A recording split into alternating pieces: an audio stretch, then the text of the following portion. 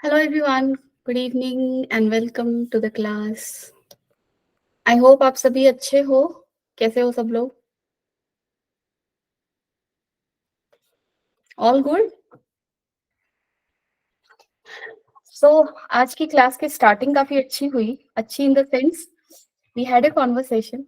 I really love talking with young minds. You know, it fills me with lots of energy. और बहुत मजा आया, बहुत अच्छा लगा. Thank you for that thing.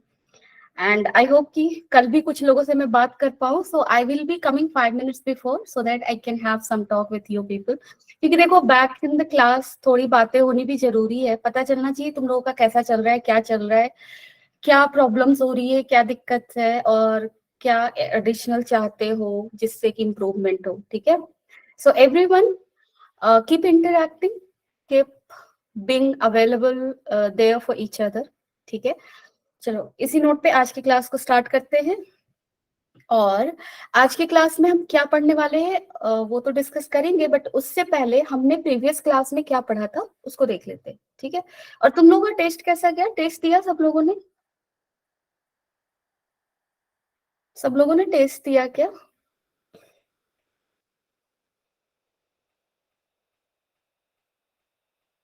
Test था ना AIT वाला टेस्ट? ओके प्रज्ञा. ओके. ठीक है. सभी लोग टेस्ट में अपीयर हुआ करो. ठीक है. टेस्ट हमेशा ही इसलिए नहीं होता कि तुम्हें जज किया जाए. टेस्ट इसलिए होता है कि तुम 3 घंटे, पहली चीज तो कि तुम्हें बैठने की आदत लगे. दूसरी चीज, जब टेस्ट में जाते हो ना तब तुम्हें समझ में आता है अच्छा ये प्रॉब्लम है और इसका इसका मुझे सोल्यूशन चाहिए. कहने का मतलब कभी कभी हम चैप्टर्स पढ़ लेते हैं, हमें लगता है हमें सब कुछ आ गया, बट जब हम टेस्ट में अपीयर होते हैं तब हमें समझ में आता है अच्छा हमें इतना आया और इतना नहीं आया है अभी तक. So we need to practice on that thing. So test एक बहुत ही अच्छी चीज है. वहां जाकर हमें अपने आप के बारे में समझ में आता है. ठीक है. So don't feel like you are getting just. Number पे ज्यादा फोकस नहीं करना चाहिए. Focus on your improvement and that is why appearing in test is very important. Okay. तो अगली बार से तुम लोग सारे लोग अच्छे से अपेयर किया करो. चलो. सो पास्कल्स लॉ को हमने पढ़ा था. पास्कल्स लॉ का सबसे पहला लाइन क्या था? The liquid pressure is same at all points at the same horizontal level, that is if there is liquid at rest. सबसे इंपॉर्टेंट पॉइंट यहाँ पे ये है कि लिक्विड क्या होने चाहिए? रेस्ट में. और अगर लिक्विड रेस्ट में है तो at certain horizontal level, say at certain height h, if you are taking any particles at height h, all these particles will be at the same pressure. They will be experiencing same sort of pressure. Okay. So this was your Pascal's का law.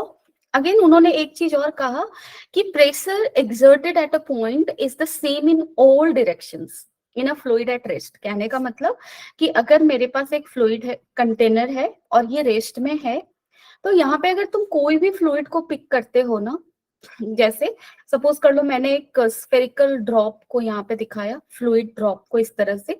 सो इस पे जो भी pressure लग रहा है, हर direction से pressure लगेगा, है ना. So pressure exerted at any point is same in all direction. So pressure is acting from all sides and this pressure will be same in magnitude. Okay. So ये था तुम्हारा क्या पास्कल्स का law. ये दोनों ही सेम सेम है, but statement में ब्रेक किया हुआ है so that you can understand it more easily. ठीक है. किसी को डाउट है? देखो क्लास में जब भी तुम लोग आते हो तुम लोग इस तरह से पढ़ा करो कि मैं तुम लोग के क्लासरूम के सामने हूँ. So ask a lot of question, interact. ठीक है. Pascal's law for transmission of fluid pressure, ये हमने एक चीज बहुत इंपॉर्टेंट पढ़ा था. इसमें हमने ये पढ़ा कि जब कभी भी एक्सटर्नल प्रेशर अप्लाई होता है फ्लूइड के किसी भी एक पार्ट पे, तो वो एडिशनल प्रेशर फ्लूइड के हर पार्ट में ट्रांसफर हो जाता है. हमने यही पढ़ा था ना. डन. और इसका एक एप्लीकेशन हमने देखा था हाइड्रोलिक लिफ्ट. जैसे यहाँ पे हमने क्या किया, फ्लूइड के इस पार्ट पे हमने एडिशनल प्रेशर दिया था, कुछ फोर्स लगाया था, उसकी वजह से यहाँ पे प्रेशर एक्सर्ट हुआ था. सपोज कर लो एडिशनल प्रेशर हमने P दिया, तो ये same amount of pressure fluid के हर पार्ट में ऐड हो जाएगा. डन. सो यहाँ पे हमने एडिशनल प्रेशर दिया, यहाँ पे प्रेशर बढ़ गया P अमाउंट से. फ्लूइड के हर पार्ट का प्रेशर कितने अमाउंट से बढ़ जाएगा? P अमाउंट से. सो यहाँ भी प्रेशर कितने अमाउंट से बढ़ जाएगा? P से. So extra pressure that this portion of liquid will feel is also P. और अगर एक्स्ट्रा फोर्स की बात करो तो यहाँ पे इसका क्रॉस सेक्शनल एरिया ए है, इसका स्मॉल ए ले लो, इसका ए ले लो, तो यहाँ पे force acting on this vehicle will be equal to what? Force को अगर आप लिखोगे तो लिखोगे आप pressure into area. So here force will be equal to what? Pressure into A. So here force we are applying is little and here force that we are getting is more. तो input force कम था, output ज्यादा मिला, इस तरह से हम इस vehicle को क्या कर पा रहे, लिफ्ट कर पा रहे. That was our hydraulic lift. हमने इसके आगे एक चीज और पढ़ी थी, that is variation of pressure with depth inside the fluid. कहने का मतलब कि अगर हमारा फ्लूइड ऐसा है, ठीक है, और सपोज कर लो हमने ये देखा था कि जैसे जैसे नीचे आएंगे फ्लूइड का प्रेशर क्या होगा, बढ़ेगा. ये तो हमने एक्सपेरिमेंट के थ्रू भी देखा था, सबसे पहले क्लास में देखा था ना. अब कितना बढ़ेगा, कैसे लिखेंगे, तो उसके लिए हमने लास्ट क्लास में एक्सप्रेशन पढ़ा था. अगर फ्लूइड का डेंसिटी रो है, done, density is mass per unit volume, so fluid का डेंसिटी रो है सपोज, देन अगर इस पॉइंट पे प्रेशर, यहाँ पे प्रेशर ऑफ फ्लूइड सपोज कर लो पी नॉट है, तो यहां से सर्टेन डेप्थ पे, अगर यहां से मैं h हाइट और h डेप्थ नीचे आती हूँ, हाइट तो नहीं बोलूंगी, इसको डेप्थ बोला जाएगा. सो अगर यहां से मैं h डेप्थ नीचे आती हूँ तो यहाँ पे प्रेशर कितना होगा, प्रेशर बढ़ेगा कितने अमाउंट से, पी नॉट से ज्यादा होगा, और पी नॉट प्लस कितना होगा, रो जी एच. यही था ना, variation of pressure with depth inside the fluid. So जब हम h डेप्थ नीचे जाते हैं तो प्रेशर कितना बढ़ जाता है, रो जी एच. ठीक है, चलो. Anyone having any doubt till now? Before I move ahead, let me no.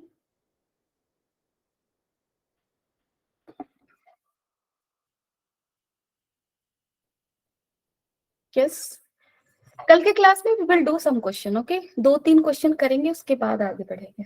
ठीक है, but let me know first. किसी को डाउट है?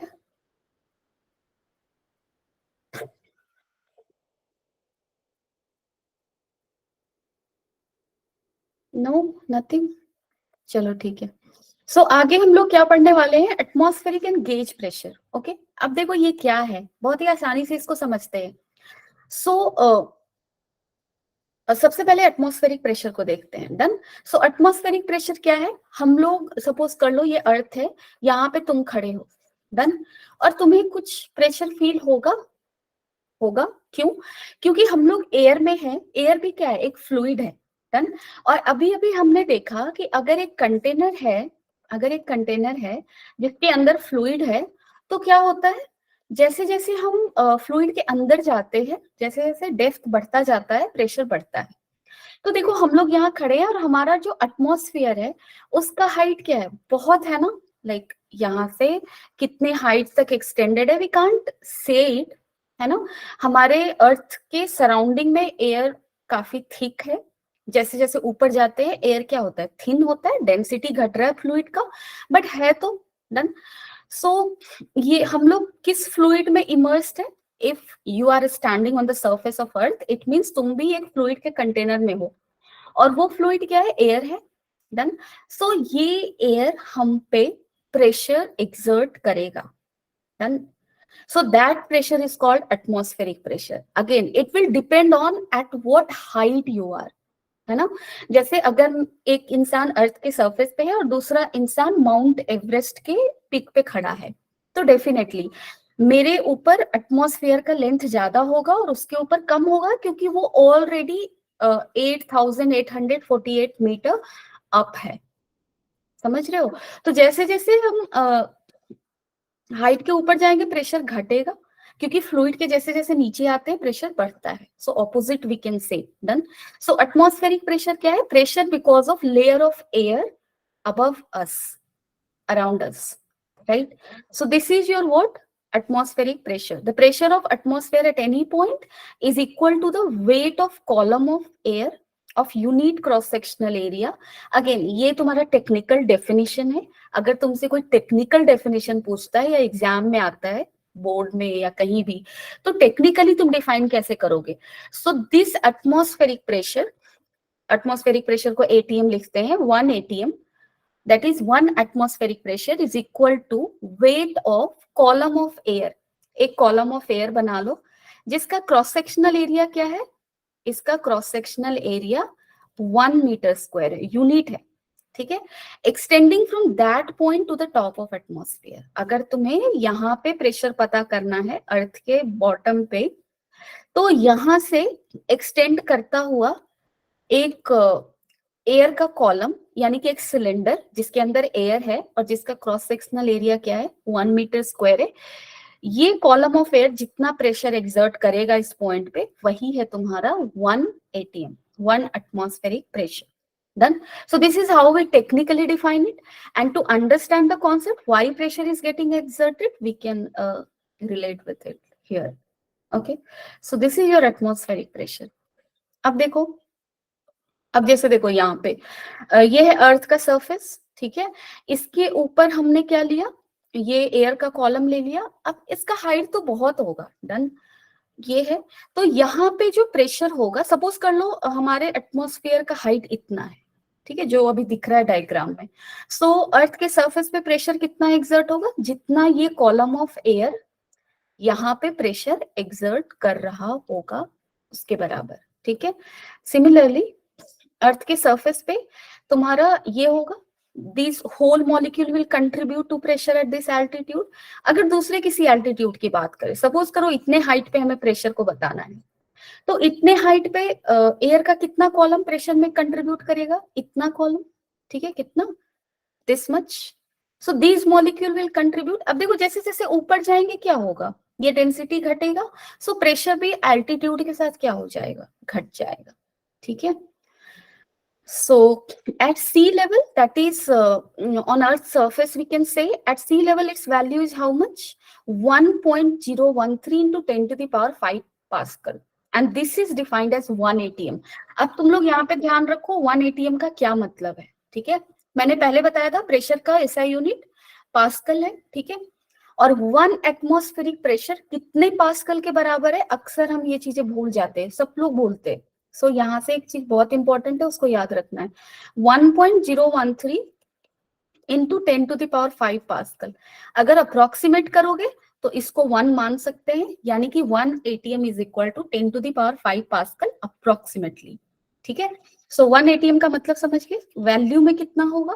और 1 atm का टेक्निकली क्या मतलब है, कॉन्सेप्चुअली क्या मतलब है, वो भी हम समझ चुके हैं, ठीक है। चलो, अब किसी को डाउट है तो बता दो एटमॉस्फेरिक प्रेशर को समझने में। Anyone? Come on, today very less number of students are here. क्या हो गया सबको? इफ इट इज पॉसिबल आप लोगों के लिए रिप्लाई करना, तो प्लीज बता दो if you can in some way. Okay Jadeja, no ma'am, चलो thank you, thank you so much.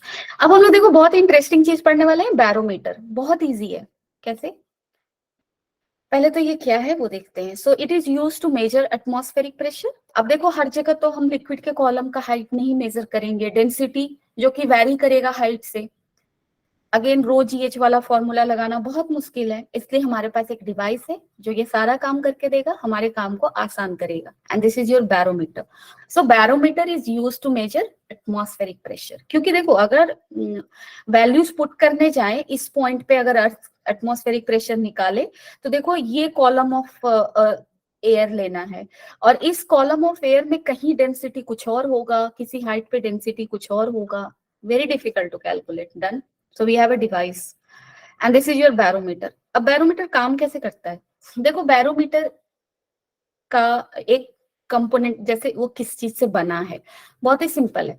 एक हमारे पास कंटेनर होगा, ठीक है, this is part of barometer, जिसमें मरकरी भरा होगा, मरकरी, ठीक है, लिक्विड मरकरी इज देयर। और हमारे पास एक यू ट्यूब होगा, यू शेप्ड ट्यूब होगा, ठीक है। और इस यू शेप्ड ट्यूब में क्या भरा हुआ होगा? मरकरी भरा हुआ होगा, ठीक है। डन है। ऐसे मरकरी कंप्लीटली फिल्ड है इस यू शेप्ड ट्यूब में, और हमारे पास क्या है, एक कंटेनर है ऐसा जिसमें भी मरकरी मतलब पूरा फिल्ड नहीं है बट फिल्ड है इसमें मरकरी, ठीक है, ऐसे भरा हुआ। अब हमें करना क्या है, हमें करना ये है कि इस यू शेप्ड ट्यूब को इस कंटेनर में उल्टा करके डालना है, ठीक है। सो उल्टा करके ऐसे नहीं कि यहां से पोर करोगे, मतलब इसको कांटेक्ट में, इस फेस को पहले इसके कांटेक्ट में लाना है, ठीक है, उसके बाद ऐसे उड़ेलना है। Done, so that we are doing here. और उसके बाद जैसे ही इसको ड्रॉप करोगे, ऐसे उल्टा करोगे इस यू शेप ट्यूब को, तो तुम्हें ये दिखेगा कि कुछ ऐसा डायग्राम दिखेगा जो बना हुआ है पहले से।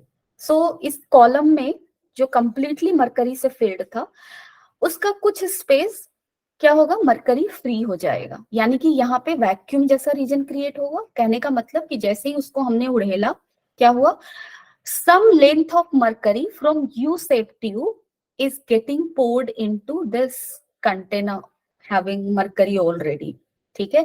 सो इससे कुछ मरकरी इसके अंदर चला गया, और यहाँ पे क्या हो गया, वैक्यूम। पहले मरकरी था, अगर वो चला गया है तो क्या बचेगा, वहां पे वैक्यूम बचेगा, ठीक है।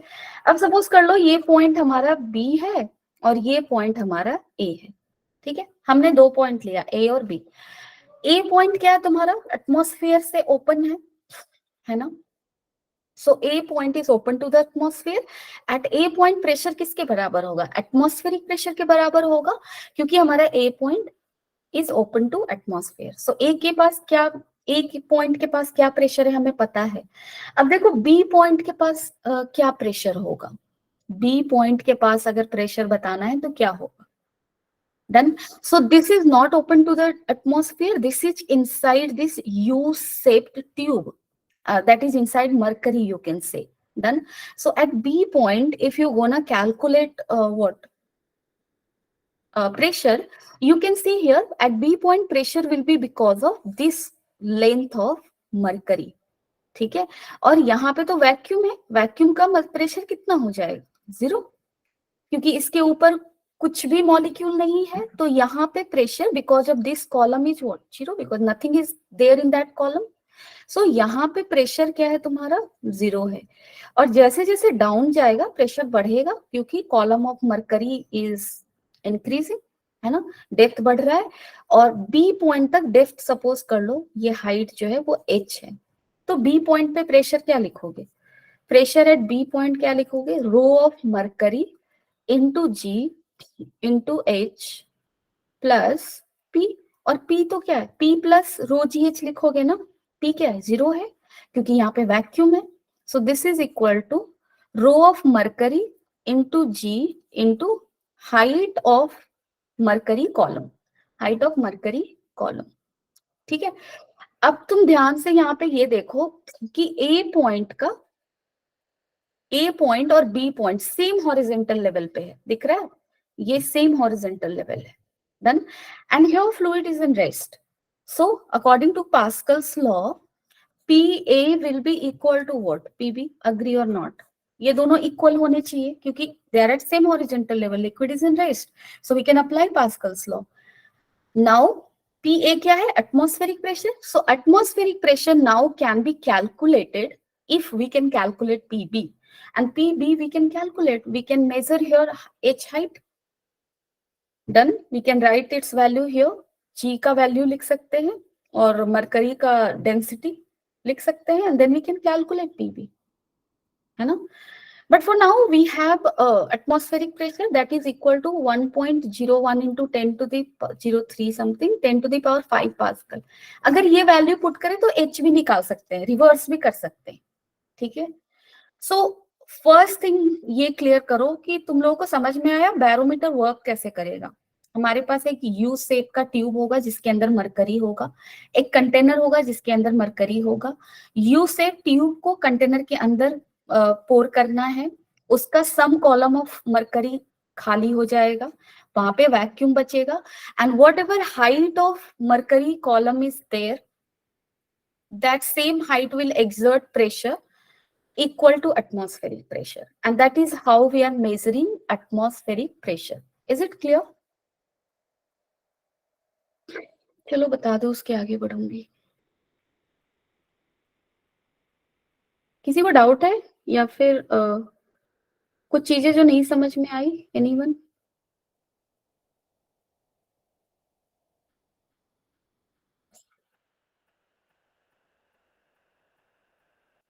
ओके जडेजा, ठीक है, क्लियर, थैंक यू।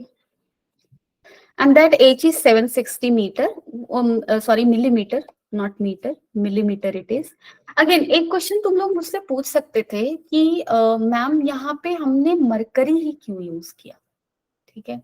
सो ये क्वेश्चन मैं तुम लोगों के लिए छोड़ती हूँ, तुम लोग सोच के आना, तुम लोग पूछते नहीं हो।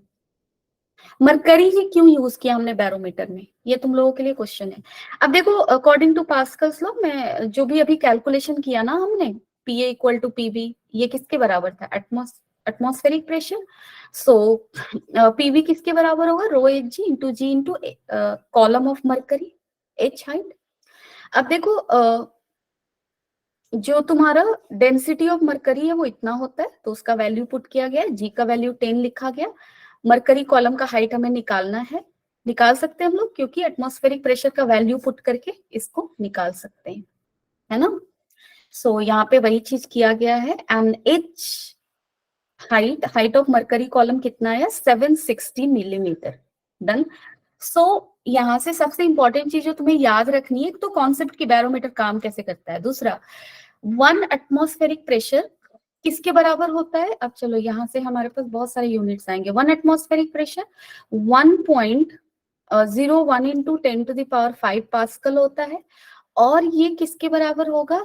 760 millimetre of H G column के बराबर होगा। यानी कि अगर मरकरी का 760 मिलीमीटर का हाइट है, तो वो मरकरी बॉटम पे कितना प्रेशर एक्सर्ट कर रहा होगा? 1 एटीएम के बराबर, ठीक है।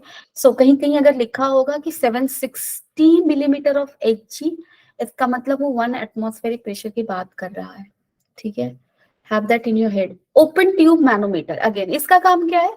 इसका काम ये है, कोई भी रैंडम, जैसे तुम्हारे पास सपोज कर लो एक कंटेनर है रैंडम कोई भी गैस का, ठीक है, और उसका तुम्हें क्या निकालना है? उसका, उसके अंदर जो गैस है उसका प्रेशर निकालना है। सपोज कैसे निकालोगे? इंस्ट्रूमेंट चाहिए, manometer is the solution. So manometer देखो कैसे काम करेगा। ये ऐसा कुछ दिख रहा है ना डायग्राम में, तो ये जो है ना, ये वही वाला कंटेनर है, ये वाला, जिसके अंदर के गैस का हमें क्या निकालना है? प्रेशर। तो इस कंटेनर का क्या होगा? कोई भी कंटेनर का एक ओपनिंग होता है, ठीक है। सो ये है हमारा ओपनिंग। डन। अब ओपनिंग के बाद, ये ओपनिंग हो गया, ठीक है, ये रास्ता है, और यहाँ के बाद जो भी दिख रहा है ना तुम्हें, वो मैनोमीटर है, ठीक है। यानी कि इस ओपनिंग में हमने मैनोमीटर को क्या किया है? कनेक्ट किया, ठीक है। यहाँ पे ऐसे ये रेड से जो मैं बना रही हूँ ना, दैट इज मैनोमीटर। ओके। सो ऐसा कुछ था, इसको हमने क्या कर दिया? ऐसे ऐसे कुछ था, इसको हमने कनेक्ट किया। Done. So this is your manometer. ये जो यहाँ से यहाँ के बाद जो दिख रहा है ना ऐसा से, वो मैनोमीटर है।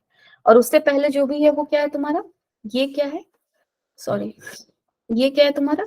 इसके अंदर गैस है जिसका हमें प्रेशर निकालना है। तो सपोज कर लो इसके अंदर का प्रेशर पी है, बहुत इजी है। अब देखो इसके अंदर एक्चुअली मैनोमीटर कैसा दिखेगा ये मैं बताती हूँ तुम लोग को। ये कुछ नहीं है, यू शेप का ट्यूब है, ठीक है, ऐसा है। डन। यू शेप का ट्यूब, इसी को मैनोमीटर बोल रहे हैं, जो भी रेड में मैंने बनाया। इसमें क्या होगा ना, इसमें भी मरकरी कुछ ऐसे होगा, मरकरी है। डन। और मरकरी का कॉलम दोनों साइड में क्या होगा? सेम होगा, दोनों साइड में सेम होगा। अगेन देखो, अब से जो भी चीजें आगे बढ़ेगी ना, कॉन्सेप्चुअल है, तुम लोगों को हर जगह सोचना चाहिए कि यहाँ पे मरकरी कॉलम दोनों में सेम क्यों हो रहा है। मतलब एक साइड में हाइट इसका ज्यादा क्यों नहीं, दूसरे साइड जैसे देखो ये दोनों सेम लेवल पे है, इसके ऊपर एयर है, इसके ऊपर एयर है। डन। तो ऐसा क्यों नहीं हुआ, एक थोड़ा नीचे दूसरा थोड़ा ऊपर हो?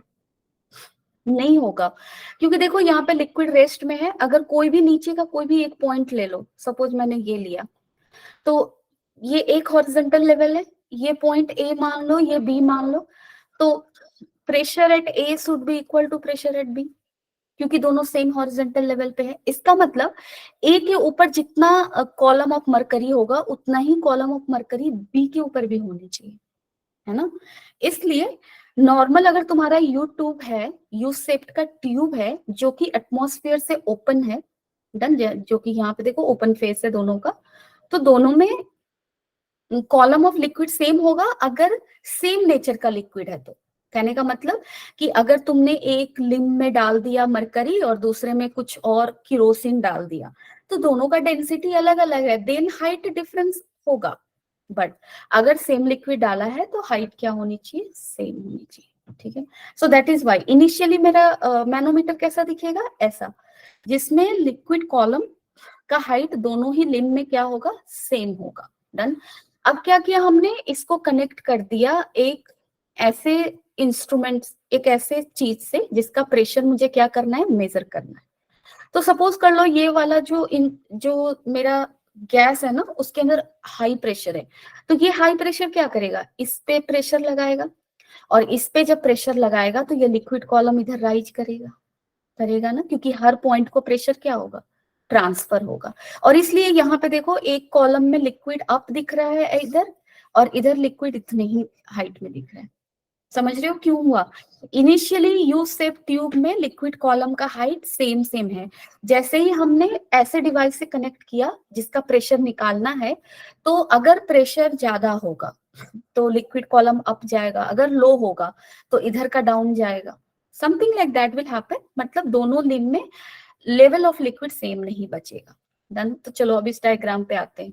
सो यहाँ पे पी प्रेशर लगा, पी प्रेशर था यहाँ पे, ये प्रेशर इस पे एक्ट किया होगा, इसलिए इधर का लिक्विड लेवल अप होकर इतना चला गया। डन। अगर मुझे पी का वैल्यू निकालना है, देखो इस गैस का प्रेशर पी है, यहाँ भी प्रेशर पी होगा, यहाँ भी पी होगा, यहाँ भी पी होगा, ठीक है। इसके बाद प्रेशर क्या होगा, चेंज होगा, क्योंकि उसके बाद तुम्हारा मरकरी कॉलम आ गया है। डन। मुझे पी का वैल्यू निकालना है, कैसे निकालेंगे, तो एक काम करो, जहां से लिक्विड कॉलम स्टार्ट हो रहा है, यानी कि यहां से एक लाइन ऐसे हॉरिजेंटल लाइन बना लो, ठीक है। सो इसको पॉइंट ए मान लो, इसको बी मान लो। सो ए और बी का सेम हॉरिजेंटल लेवल पे है, so pressure at A should be equal to pressure at B, ठीक है। And pressure at A directly तुम्हारा कंटेनर से कनेक्टेड है, सो ए का प्रेशर कंटेनर के प्रेशर के बराबर होगा, that is P. So P is equal to pressure at B. And pressure at B को हम लोग अगर ये हाइट को मेजर कर पाए, सपोज ये हाइट h है, डन, और ये वाला पॉइंट तो एटमॉस्फेयर से ओपन है, सो यहाँ पे प्रेशर क्या होगा, एटमॉस्फेरिक प्रेशर के बराबर होगा। सो बी पॉइंट पे प्रेशर क्या होगा, अब तुम लोग लिख सकते हो, है ना। So P atmospheric plus rho of mercury into G into H. So basically manometer में हमें ये हाइट ही मेजर करना है, हाइट मेजर कर लिया, रो का वैल्यू डाल दिया, जी का वैल्यू डाल दिया, calculated. So this is your pressure. समझ में आया सबको मैनोमीटर कैसे काम करेगा, everyone? Is it clear manometer?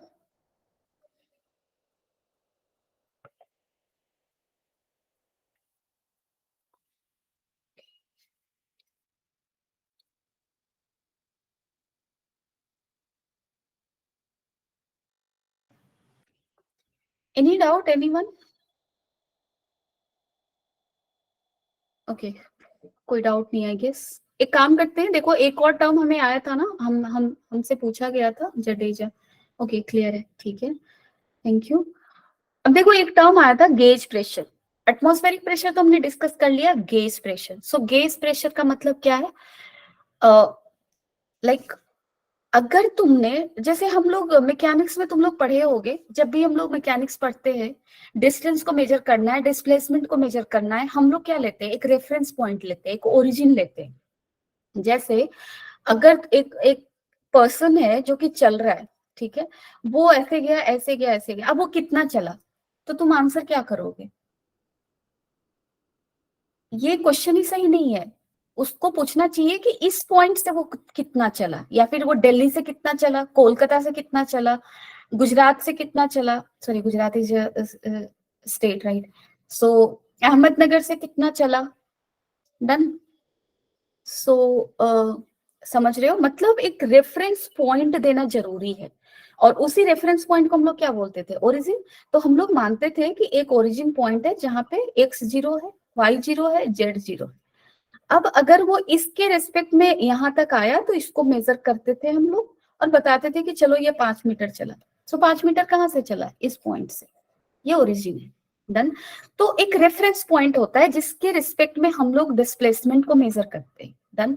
उसी तरह से यहाँ पे अगर तुम पी प्रेशर को देखो ध्यान से, तो पी प्रेशर में दो टर्म है, एक एटमॉस्फेरिक प्रेशर है और एक है तुम्हारा ये टर्म। ठीक है। अगर मैं एटमॉस्फेरिक प्रेशर को रेफरेंस पॉइंट मान लूं, यानी कि इस पॉइंट को प्रेशर के टर्म में 0 मान लो, रेफरेंस पॉइंट मतलब जहां पे चीजें 0 है। डन। अगर मैं पी एटीएम को प्रेशर के टर्म में रेफरेंस पॉइंट मान लूं तो ये 0 अज्यूम हो जाएगा। ठीक है।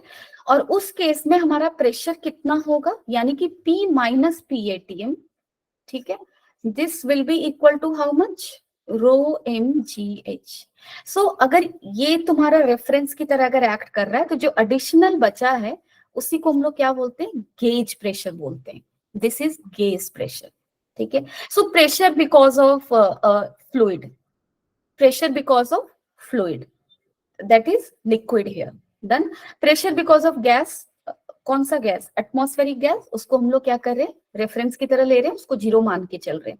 उस केस में 0 मान के चल रहा है मतलब समझ लो, उसको नेग्लेक्ट नहीं किया, उसको रेफरेंस लाइन माना है, रेफरेंस पॉइंट माना है। तो अगर एटमॉस्फेरिक प्रेशर को रेफरेंस पॉइंट मान लो, तब जो प्रेशर का मेजरमेंट होकर आएगा उसी को क्या बोलेंगे, gauge pressure. In short gauge pressure हमारा किसके बराबर होगा, इसके बराबर, height of pressure exerted by height of liquid column here, that is rho mgh. ठीक है। and this P is what, P atm plus rho mgh, this is absolute pressure, मतलब without taking any reference, just we are measuring the whole. So P atm plus rho mgh, this whole is your absolute pressure. Done. And gauge pressure is what, P minus P atm. It means we are taking atmospheric pressure as a reference point.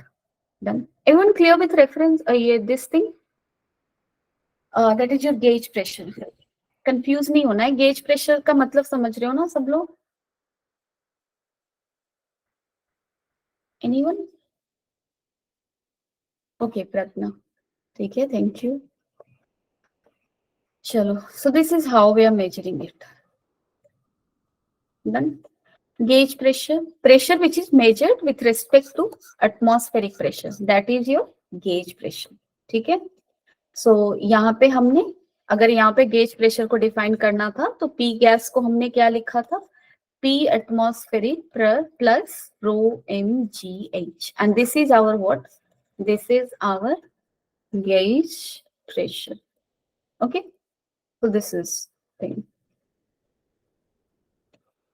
Now this is all like from this portion ahead we have to read actually.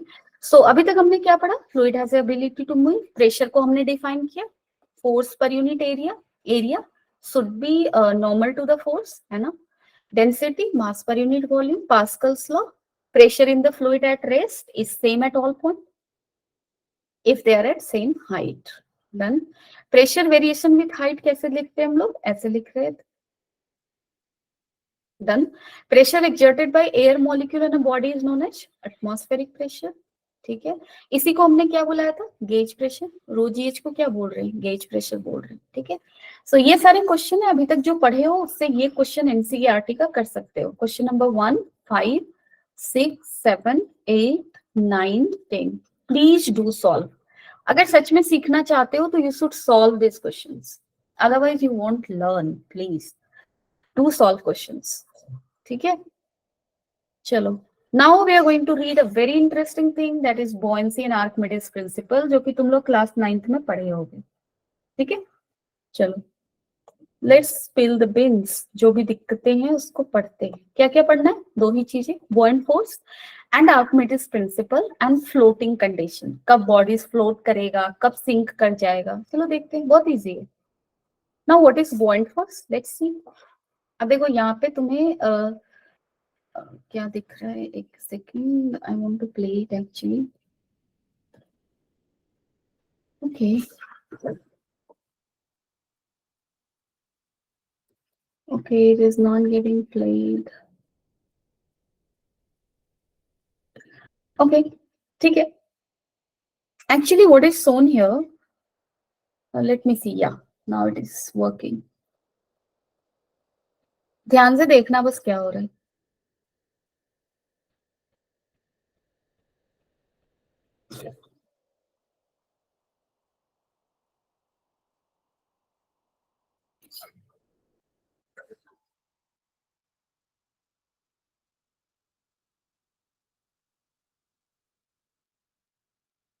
Yes. सो आप लोगों ने देखा यहाँ पे क्या दिख रहा है?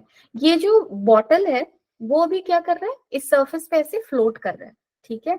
लेकिन जब ये पर्सन इसको अंदर की तरफ खींचता है, ठीक है, ये अंदर कब आ रहा है? ये बॉटल, अगर बॉटल को मैं ऐसे बनाऊं, मेरी डायग्राम बहुत खराब है, I don't know why. So if this bottle is like this, तो ये पर्सन, इसका हाथ, हाथ कैसे बनाते? ओ माय गॉड, क्या बना रही हूँ मैं? Oh my God. ठीक है, डन. ये है पर्सन का हाथ, तो वो हाथ से नीचे की तरफ बॉल को खींच के रखे हुए. डन. यानी कि ये जो हैंड है, ये बॉल, ये sorry, what is this, bottle. इस बॉटल पे वो क्या लगा रहा है? डाउनवर्ड फोर्स लगा रहा है. तभी ये बॉटल पानी के अंदर रह रहा है. इसका मतलब क्या हुआ? इसका मतलब ये हुआ कि ये जो पानी है, ये इस पे एक अपवर्ड फोर्स लगा रहा है, और पानी चाह रहा है कि इस बॉटल को ऊपर की तरफ फेंक दे. डन. जो कि ओरिजिनली देखो यहाँ पे ऊपर वो आ गया है, और अगर इसको पानी के अंदर रखना है तो मुझे कुछ नीचे की तरफ फोर्स लगा के उसको खींच के बॉटल को पानी के अंदर रखना पड़ेगा. Done. So naturally when no external force or external agent is there, naturally what will happen to this bottle? It won't come down inside, it will stay on the surface like this, because this water is throwing it up, it is applying an upward force on the bottle. ये तो दिखा होगा अभी तक तुम लोगों को. जैसे समंदर में जाओ, कोई भी हल्की चीज को फेंक दो, क्या होगा? वो थोड़ा भी अगर अंदर भी गया, वो तुरंत ऊपर सरफेस पे आ जाएगा, वो फ्लोट कर जाएगा. लेकिन अगर कुछ हेवी चीज को फेंक दो, जैसे पत्थर, तो कुछ लोग पत्थर को भी वेव पे ऐसे फेंकते हैं कि वो तैरता रहता है, but that's another technology and what ever skill. But in short, अगर कुछ हेवी चीज को फेंकते हो वो अंदर चला जाएगा, कुछ लाइट चीज को फेंकते हो तो पानी अंदर रख नहीं पाता, उसको ऊपर दे देता है. Done. So water here is applying some upward force on it. ये सेंस हमें मिला अभी तक. अब देखो यहाँ पे हमारे पास एक कंटेनर है, ठीक है. इस कंटेनर में पानी है. अब यहाँ पे जो तुम्हें ये सर्कल का शेप दिख रहा है ना, ये कोई एडिशनल बॉडी नहीं है. मैंने क्या किया कि इसमें एक कंटेनर है, इसके अंदर पानी है. मैं इस पानी के अंदर का ही एक एलिमेंट कंसिडर कर रही हूँ, जो कि किस शेप का है? स्फेरिकल शेप का है. सो स्फेरिकल शेप का हमने क्या लिया यहाँ पे? वाटर. सेम वाटर का ही ये एलिमेंट है, पार्ट है, ठीक है. Nothing external body dipped here, कुछ भी नहीं है, पानी ही है ये, ठीक है. सो अगर इस स्फीयर की बात करें हम, ये स्फीयर पानी से बना हुआ है, इस पानी का कुछ डेंसिटी होगा, और अगर इस पानी का कुछ डेंसिटी है तो इस स्फीयर शेप्ड वाटर का कुछ मास है. किसी भी चीज के पास मास होगा, उसके पास क्या, उसके ऊपर क्या लगेगा? Gravitational force. सो यहाँ पे इस पानी के ऊपर ग्रेविटेशनल फोर्स एम जी लगेगा, जहां पे एम तुम्हारा क्या होगा? Rho of liquid into volume of liquid, और वॉल्यूम ऑफ स्फीयर हियर, जो ये स्फीयर है, सपोज ये आर शेप्ड का है, तो सॉरी आर रेडियस का है, तो वॉल्यूम कितना होगा? 4/3 πr cube. This density into this. So इस लिक्विड पे एक ही फोर्स लग रहा होगा डाउनवर्ड डायरेक्शन में, that is your pressure force. को अभी मैंने हटा दिया, बस मास की बात कर रही हूँ अभी मैं. So gravitational force will act in the downward direction. अब सपोज करो मेरे पास एक कोई भी एक अनदर स्फीयर है सेम रेडियस का, लेकिन ये किसी और मटेरियल से बना हुआ है. सपोज कर लो ये स्टील से बना है या कुछ भी, आर रेडियस का है, ठीक है. इसका भी सर्टेन मास है. इसके ऊपर भी क्या लगेगा? डाउनवर्ड डायरेक्शन में ग्रेविटेशनल फोर्स लगेगा. कितना? Mass into g. इसका मास कितना होगा? Density of this solid into volume of the sphere into g, ठीक है. डन। सेम रेडियस का स्फीयर हमने लिया है, एक स्फीयर वाटर से बना हुआ है, दूसरा किसी और सॉलिड मटेरियल से बना है। अब मैं क्या कर रही हूं, इस बॉल को इसके अंदर डालूंगी, ठीक है। सो अगर मैं इस बॉल को इसके अंदर डालूंगी तो क्या होगा, ये इतना वॉल्यूम का स्पेस ऑक्यूपाई कर लेगा, यानी कि जिस वॉल्यूम में, इतने वॉल्यूम में जो वाटर वाटर था, अब वहां से अब वहां पे वाटर नहीं दिखेगा, अब वहां पे ये है ना, सॉलिड का स्फीयर है। तो जैसे ही हमने सॉलिड के स्फीयर को अंदर डाला, क्या हुआ होगा, जितना जितना स्पेस इस सॉलिड बॉल ने ऑक्यूपाई किया है, उस स्पेस में पहले वाटर था, यानी कि उसने उतने वॉल्यूम ऑफ वाटर को डिस्प्लेस कर दिया, हटा दिया। तो अगर हटाया तो इस लिक्विड पे सर्टेन प्रेशर फोर्स लग रहा था डाउनवर्ड डायरेक्शन में। अगर ये उस लिक्विड को रिप्लेस कर दिया है, हटा दिया है, तो इस सॉलिड पे because of liquid getting displaced एक फोर्स लगेगा, और वो ऑपोजिट डायरेक्शन में लगेगा, अपवर्ड डायरेक्शन में लगेगा ना। क्योंकि देखो ये लिक्विड इतने वॉल्यूम में था, इसका इफेक्ट क्या था, इस पे ग्रेविटेशनल फोर्स डाउनवर्ड लग रहा था। अब तुमने इसको यहां से हटा दिया, यहां से हटा दिया मतलब अब ये फोर्स तो नहीं लग रहा, यानी कि अगर मैं यहाँ पे सेम अमाउंट ऑफ फोर्स ऊपर की तरफ ऐड कर दूं तो टोटल फोर्स 0 हो जाएगा। समझ रहे हो मैं क्यों कर रही हूँ, मैं इसलिए कर रही हूँ क्योंकि हमने लिक्विड को हटा दिया, तो अब कोई फोर्स नहीं लग रहा है ग्रेविटी वाला। डन। कोई फोर्स नहीं लग रहा है मतलब नेट फोर्स को 0 करना है, तो मैंने क्या किया, जो भी ग्रेविटेशनल फोर्स लग रहा था उसी अमाउंट ऑफ फोर्स को अपोजिट डायरेक्शन में दे दिया, तो दोनों फोर्स मिलके 0 हो गए, लिक्विड डिस्प्लेस हो गया। यानी कि ये जो अपवर्ड फोर्स मैंने दिए हैं वो किस पे लगेगा, इस पे लगेगा। Done. And that is your बॉइंट force. ठीक है। सो यहाँ पे अगर इन शॉर्ट अगर मैं तुम लोगों को समझाऊं तो होगा ये कि जब भी हम कोई चीज को लिक्विड में डालते हैं, वो जो चीज है वो लिक्विड के सर्टेन वॉल्यूम को डिस्प्लेस करेगा, और जितना वेट ऑफ लिक्विड को उसने डिस्प्लेस किया है उसी वेट का फोर्स उस बॉडी पे लगेगा in the upward direction, and that is called बॉइंट force. ठीक है। कॉन्सेप्ट क्लियर है सबको, किसी को डाउट है? Anyone having doubt in this concept?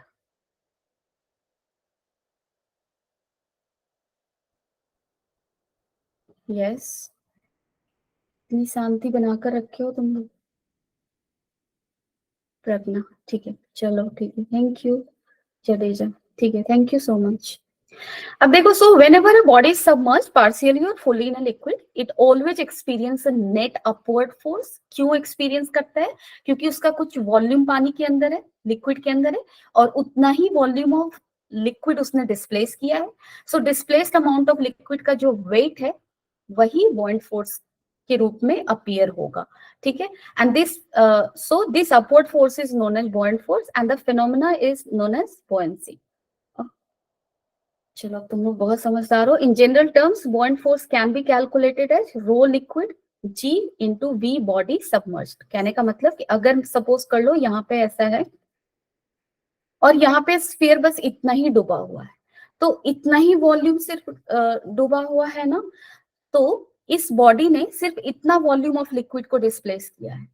Done. So बॉइंट force का वैल्यू क्या होगा यहाँ पे, अगर फोर्स ऑफ बॉयंसी में निकालू तो क्या लिखूंगी, density of liquid into volume of water displaced, not whole volume of a sphere we are going to take। Done.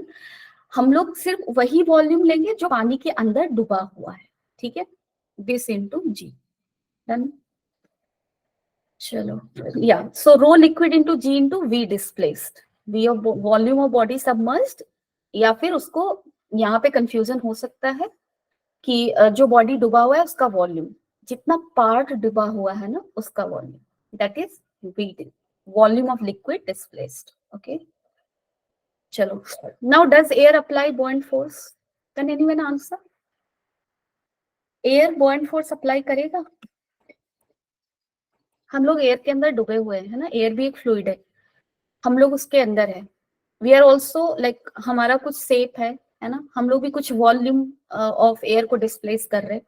सो हमारे ऊपर फोर्स ऑफ बुओयंसी लग रहा है या नहीं लग रहा?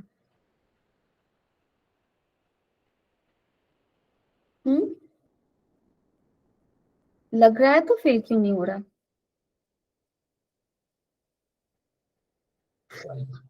चलो इसको सोचना तुम लोग, थिंक करना।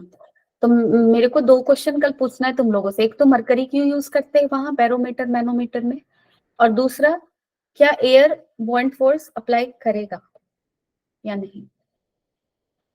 Now Archimedes principle and condition of floating. अब हमें कुछ नहीं पढ़ना, हम लोग कॉन्सेप्ट पढ़ चुके हैं, ठीक है। सो अब बस चीजों को अप्लाई करनी है। अब देखो यहाँ पे एक ये इंस्ट्रूमेंट है, इसको क्या बोलते हैं, बीम बैलेंस बोलते हैं, जिसका यूज क्या होता है मास को मेजर करने के लिए।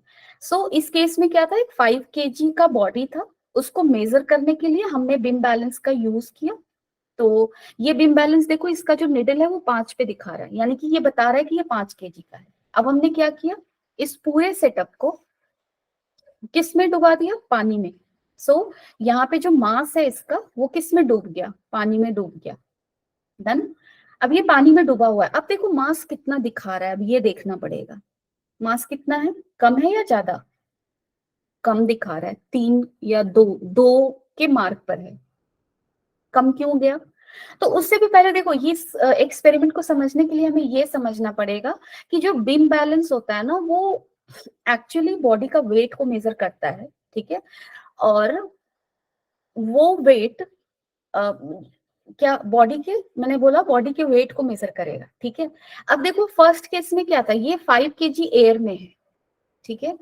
Again force of buoyancy air भी लगाता है, लेकिन वो काफी कम होता है, बहुत नेग्लिजिबल। क्यों?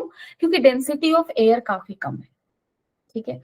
So force of buoyancy because of air को हम लोग नेग्लेक्ट करते हैं, तो नेग्लेक्ट करेंगे, ठीक है। सो इनिशियली ये 5 kg एयर में है, और यहाँ जो बीम बैलेंस है वो कितना मेजर करके दे रहा है, 5 kg, क्योंकि अभी देखो इसका वेट क्या है, इसका वेट नीचे ग्रेविटेशनल फोर्स इस पे लग रहा है कितना, 5 g। सो 50 न्यूटन। डन, वेट है।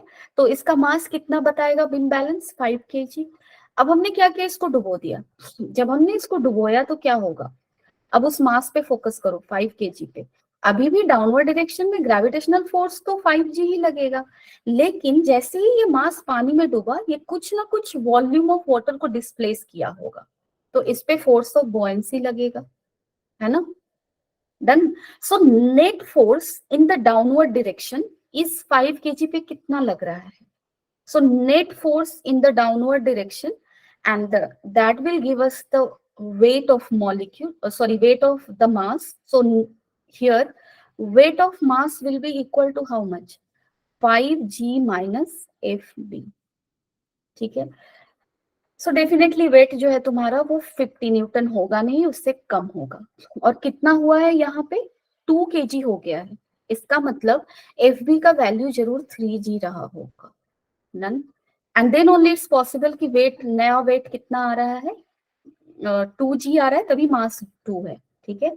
सो लाइक कोई भी मास को जब तुम पानी में डुबोगे तो उसका वेट क्या होगा, घट जाएगा। क्यों? क्योंकि उस पे अपवर्ड डायरेक्शन में फोर्स ऑफ बॉयंसी लग रही है। And same thing is exhibited here in this experiment, ठीक है।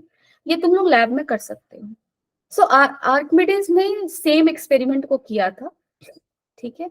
और यहाँ पे 2 kg ऑफ वाटर क्या हुआ, अच्छा 3 kg मास था, मुझे दिखाई नहीं दिया यहाँ पे। ओके यहाँ पे 2 दिख रहा था मुझे। Anyway 3 2 accordingly you will understand, ठीक है। अब यहाँ पे देखो 5 kg था जब वो एयर में था, जब हमने वाटर में डाला तो इसका वेट, ये कितना वाटर को डिस्प्लेस किया, 2 kg वाटर को डिस्प्लेस कर दिया, तो इसका मास कितना हो जाएगा, 3 kg, ठीक है।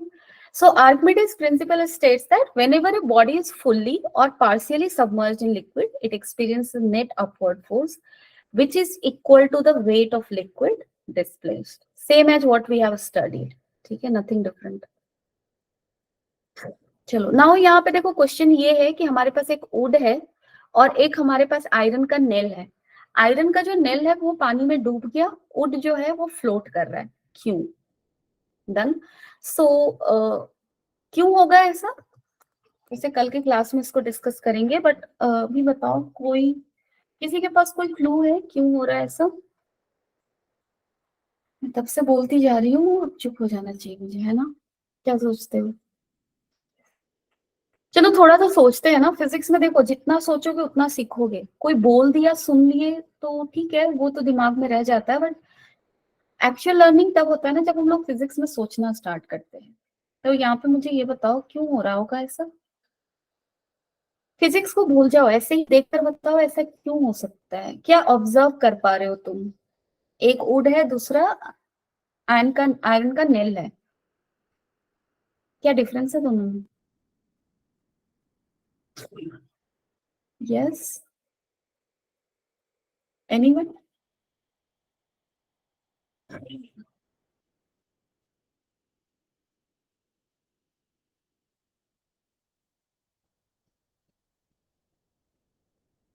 No one?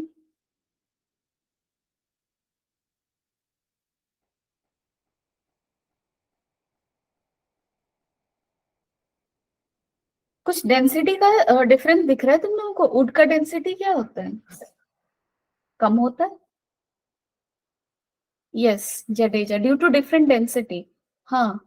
सो एक्चुअल में देखो, यहाँ पे वुड का डेंसिटी जो है वो पानी से कम होगा, इसलिए वो पानी के ऊपर फ्लोट कर पा रहा है। और नेल का डेंसिटी पानी से क्या होता है, ज्यादा, इसलिए वो डूब गया। ठीक है। अब ये तो तुम्हें समझ में आ गया, लेकिन इसको मैथमेटिकली कैसे प्रूव कर सकते? ने फोर्स ऑफ बुओयंसी को पढ़ लिया है, ठीक है। अब तुम लोगों को ये करना चाहिए एक्चुअली। मैं होमवर्क नहीं दे रही, but if you have really curiosity and you want to understand things, तो मैथमेटिकली इस चीज को प्रूव करने की कोशिश करना कि डेंसिटी अगर लिक्विड से कम है तो वो क्यों फ्लोट करेगा, और अगर लिक्विड से डेंसिटी ज्यादा है तो वो लिक्विड में डूब क्यों जाएगा। You can do it mathematically. ठीक है। कल के क्लास में, नेक्स्ट क्लास में हम लोग वही करेंगे। सो नेक्स्ट क्लास में we will be first solving some question, क्योंकि वैसे तो वीकेंड में क्वेश्चन करोगे तुम लोग, but I want that affirmation कि तुम लोग समझ रहे हो चीजों को। So we will do some 3 questions. ठीक है। उसके बाद वी विल डील विथ कि फ्लोट कब करेगा, कब नहीं करेगा, क्या क्या होगा। We will see that also. और इससे भी कुछ क्वेश्चन करेंगे, ठीक है। और उसके बाद we will start with equation of continuity and everything. ठीक है। चलो, okay. So everyone take care of yourself, stay safe, stay healthy, keep enjoying and keep reading. ठीक है। Bye bye, take care everyone.